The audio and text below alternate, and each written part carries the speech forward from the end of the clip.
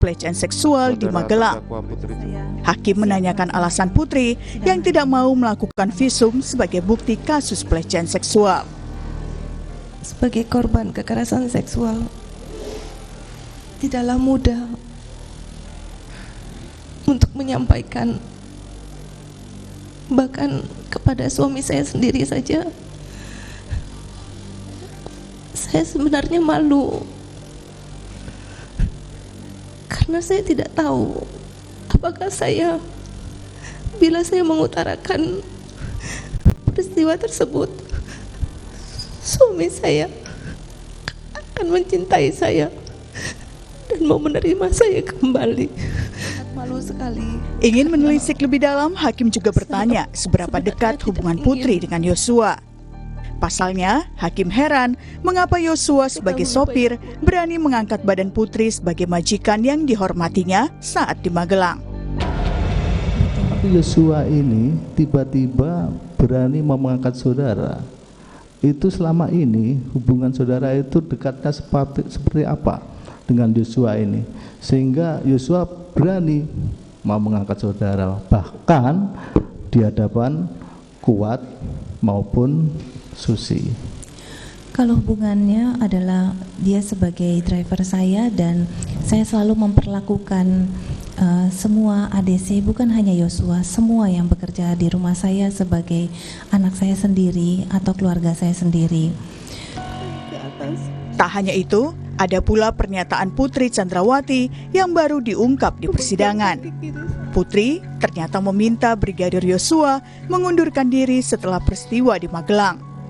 Setelahnya Putri akan memberi maaf atas perbuatan Yosua. Waktu itu saya sampaikan ke Yosua bahwa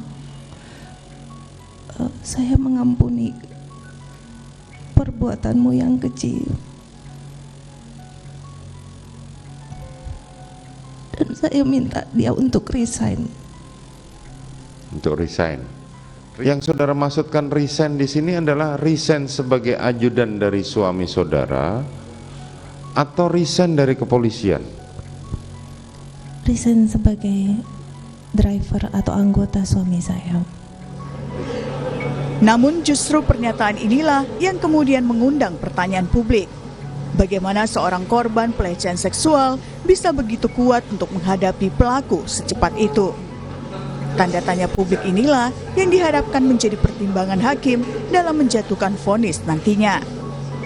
Tim Liputan, Kompas TV.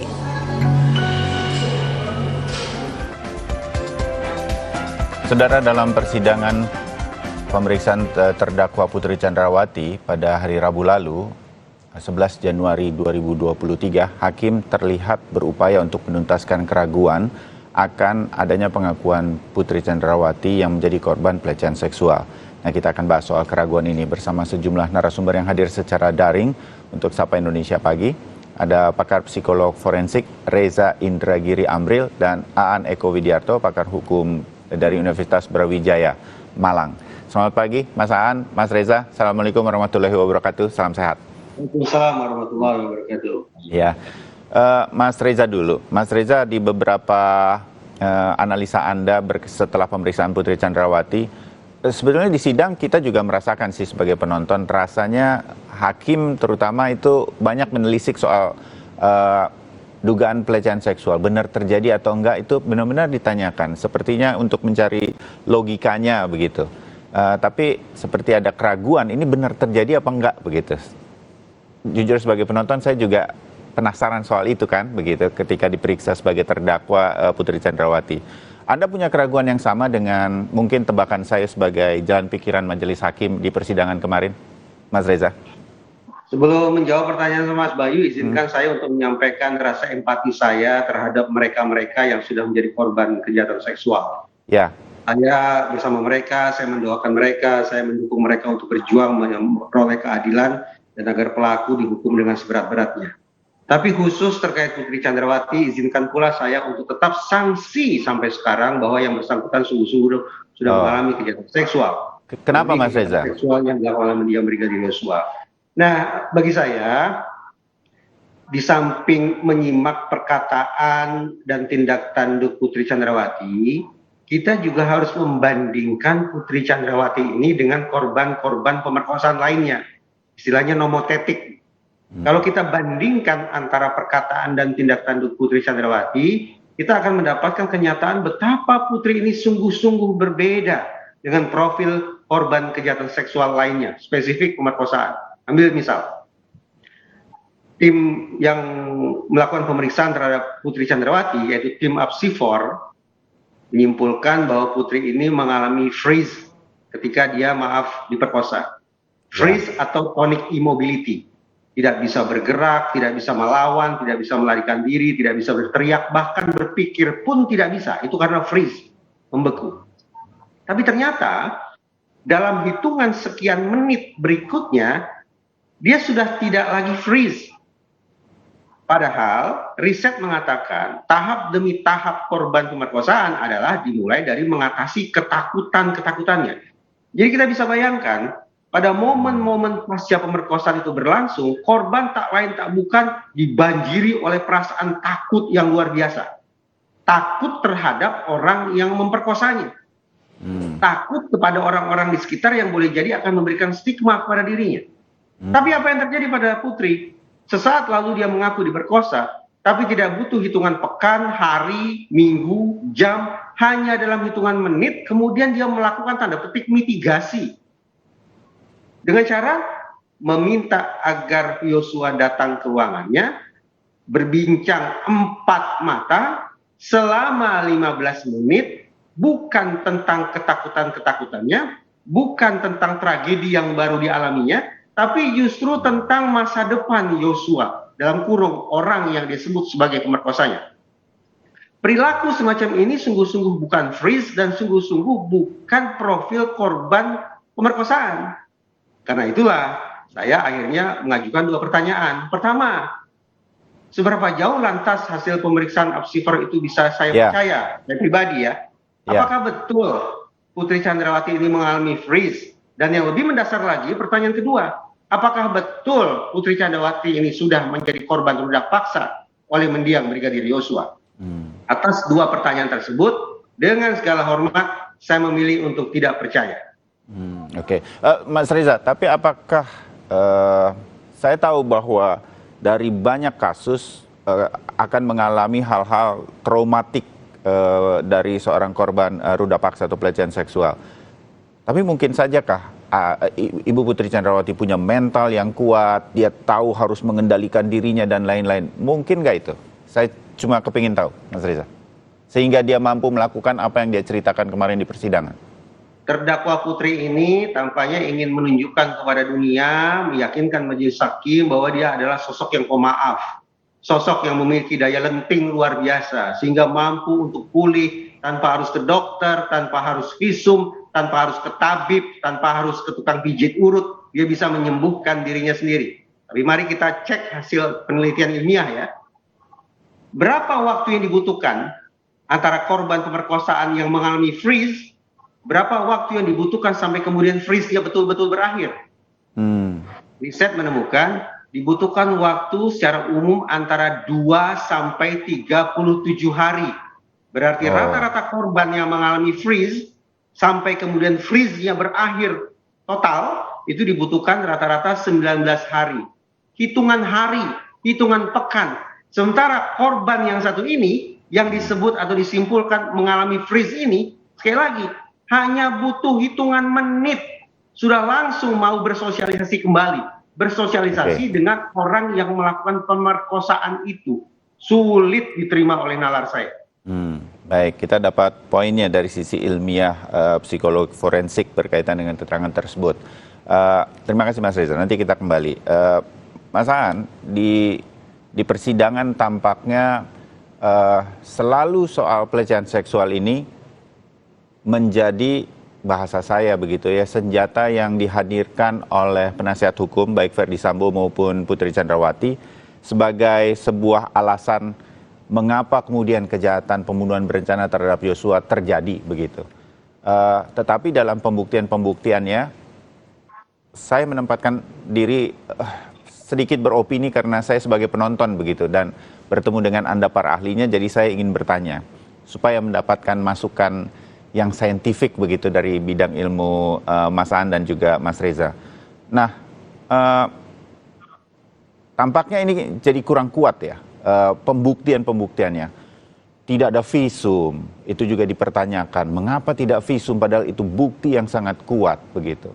Kemudian keterangan-keterangan yang bahasa saya dari pengamat hukum yang lain, hukum boleh ada pasal-pasalnya, tapi logikanya harus nyambung. Nah, itu yang menjadi pegangan saya sebagai penonton jalannya sidang untuk ini. Mas Aan, apakah nggak ada senjata lain? Atau ini memang akan menjadi satu-satunya cara untuk mengurangi hukuman? Apakah ini nanti cukup berhasil dari sisi itu, dari sisi penasihat hukum atau pihak Putri Chandrawati terutama? Mas Aan, menurut Anda? Ya, kalau pepatah saya menyatakan bahwa tidak ada rotan akar pun jadi, gitu ya. Jadi suatu rangkaian untuk melakukan pembelaan bagi perspektif PH-nya terhadap suatu dakwaan yang sudah diberikan oleh jaksa penuntut umum. Nah, argumentasi hukum itu kan seharusnya sudah diuji ketika pemeriksaan alat bukti yang sebelumnya. Ya. Yang dulu sudah disampaikan, aspek psikologi forensik, aspek digital forensik, kemudian juga ada IT lain ya yang masuk ke dalam crime investigation ini. Nah, ini sudah dilakukan. Sekarang ini sudah dalam tahapan menurun ya. Kalau dari sisi proses ini dari klimaknya yang itu kemudian ini menurun nanti menuju kepada tuntutan kemudian dan putusan kan gitu Mas Bayu ya. Betul. Dalam konteks ini saya melihat, ya inilah sebagai langkah terakhir, ya. Karena dalam putusan hakim, ya, selain nanti akan menguji suatu perbuatan itu memenuhi rumusan pasal atau tidak, hakim juga akan melihat bahwasanya apakah ada faktor-faktor yang bisa meringankan bagi para terdakwa ini. Nah, sebenarnya ini yang mau dimainkan. Bagaimana ini bisa meringankan? Nah, hanya saja memang harus logis sebenarnya. Ini kan persoalannya adalah, sebagaimana Mas Reza sudah sampaikan, kalau peristiwa yang di Magelang, yang dulu di Karang ada di 46, ya, di Duren 3, itu yang paling tahu adalah Putri itu sendiri. Iya. Ya, kan? Sementara tidak ada saksi-saksi, tidak ada alat bukti seperti yang disampaikan Mas Bayu, ada visum, gitu. Kemudian juga ada foto luka, misalnya begitu. Itu aja kita tidak bisa mengakses atau ya mungkin karena tertutup sidangnya bisa, tapi selama ini tidak pernah itu muncul begitu. Sehingga dari situ yang akhirnya dilakukan adalah memainkan suatu pembelaan menyentuh aspek non hukum. Ya seperti yang kita ketahui, misalnya di luar sidang PC, misalnya di sidang FS, PH-nya bertanya soal bagaimana pengalaman sebagai seorang jenderal. Akhirnya FS menangis ketika ditanya karirnya, ketika ditanya keluarganya. Itu kan luar hukum semua. Ya. Nah ini dan itu dikali juga untuk ya PC. Sehingga dalam hal ini saya melihat bahwa ya inilah jalan terakhir yang bisa dilakukan oleh PH, ya karena yang lain sudah lewat prosesnya. Dari sini diharapkan bisa meringankan. Walaupun kalau dari sisi hukum tidak bisa membebaskan, gitu. Karena konstruksinya adalah sudah paten yang ada di pasal 340 dan 338 ya. Dan inilah arahnya terlebih ke 340. Dan jangan sampai memang dalam perkara PC ini mengaburkan tindak pidana pembunuhan berencananya. Ini tadi juga sudah bicara sama Mas Reza gitu. Yeah. Jadi dalam hal ini ya kita juga harus tetap fokus ke 340-nya. Ya perkara-perkara ada aspek moral, kemudian ada aspek sosial dan sebagainya. Nah ini adalah faktor-faktor di luar yang itu sebenarnya dulu juga hakim menyatakan ketika perdebatan ini mau tertutup atau tidak sidangnya, itu bukan tindak pidana asusila, tapi ini adalah tindak pidana pembunuhan. Hakim sampai menyatakan begitu. Ada itu sidangnya ditunda. Saya kira begitu. Ya, oke. Saya kembali ke Mas Reza. Mas Reza, kalau tadi Anda mengatakan Anda punya keraguan terhadap, jadi begini, maksud saya, bagaimana kemudian di dalam persidangan ini, menurut Anda, rasa penasaran publik itu kan, makanya kemudian setelah Ibu PC diperiksa sebagai terdakwa terperiksa begitu, jadi benar atau tidak sih terjadi pelecehan seksual. Mungkin agak sulit begitu karena terduga pelakunya pun sudah tidak ada. Nah, hal semacam ini apakah kemudian kita bisa bilang sebenarnya pelecehan seksual ini tidak terjadi? Atau kita menebaklah jalan pikiran hakim, mereka akan cenderung ke sana. Menurut Anda, Mas Reza? Kuncinya ada di kepolisian. Kenapa? Karena kejahatan seksual berupa pemerkosaan, bukan pelecehan seksual ya, kejahatan seksual berupa pemerkosaan itu bukan merupakan delik aduan. Jadi begitu mendengar bahwa Putri Chandrawati itu mengaku diperkosa di Magelang, maka semestinya Polri harus langsung turun tangan tanpa menunggu sampai Putri datang membuat laporan. Oke. Tapi faktanya, sepanjang yang saya bisa simak di pemberitaan, tidak ada itu. Entah itu Polres Magelang, Polda Jawa Tengah, atau bahkan Mabes Polri, turun untuk melakukan investigasi, melakukan pemeriksaan terhadap Putri Chandrawati terkait dengan apa yang dia katakan bahwa dia sudah diperkosa. Tidak adanya polisi yang turun tangan, yang menyikapi, yang menangani adanya dugaan pemerkosaan tersebut, menjadi bukti yang tak terbantahkan bagi siapapun di muka bumi ini untuk yakin bahwa ternyata polisi saja tidak menganggap kasus itu ada. Kalau polisi saja sudah menganggap bahwa kasus pemerkosaan itu tidak ada, maka kita mau bilang apa? Kita pun punya alasan untuk mengamini bahwa memang tidak ada pemerkosaan sebagaimana yang sudah diklaim oleh Putri Chandrawati.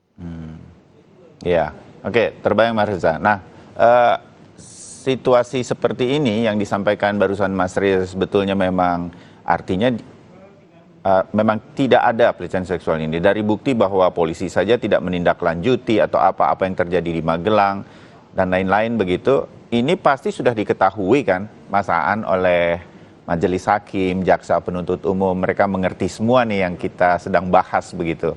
Tetapi kalau itu diungkap, dipertanyakan di persidangan, itu rasa penasaran saja untuk mengungkap logika dari motif. Kira-kira begitu, Mas Aan? Ya, memang ini gimana ya, masalahnya kan gini, ini kan yang diduga melakukan itu kan sudah meninggal dunia. Iya. Tidak bisa membela diri kan tentunya kan.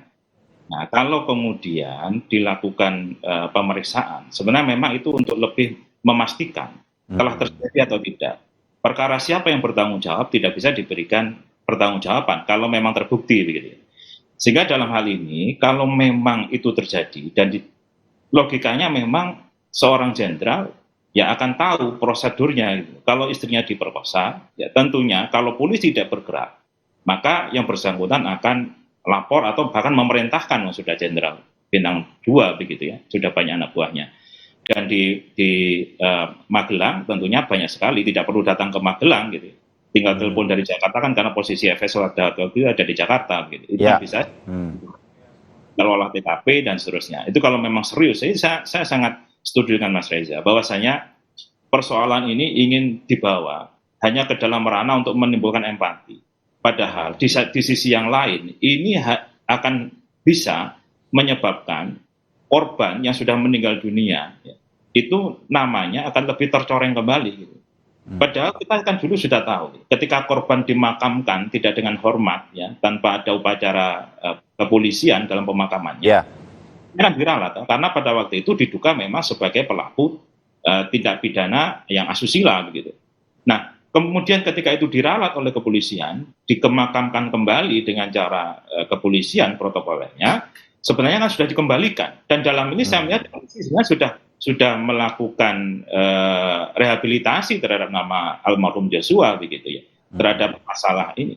Dan sampai dikatakan pada waktu oleh Kapolri bahwasannya tidak ada itu kasus pelecehan seksualnya, bahkan kan sudah di SP3 untuk yang masalah itu. Jadi sebenarnya kalau ini sekarang ditarik kembali, ini kan seperti benang basah yang rotan akar pun jadi tadi ya, masih diolah lagi untuk menimbulkan hakim agar lebih memberikan keringanan hukuman. Oke, jadi dugaan kita dari ngobrol kita pagi ini mungkin inilah yang menjadi strategi akhir untuk menuju ke titik-titik akhir dari persidangan, keringanan hukuman nanti. Tapi akan berhasilkah ini menurut pandangan Mas Reza dan Mas Aan? Kita sambung sebentar lagi setelah jeda. Tetap bersama Sapa Indonesia Pagi.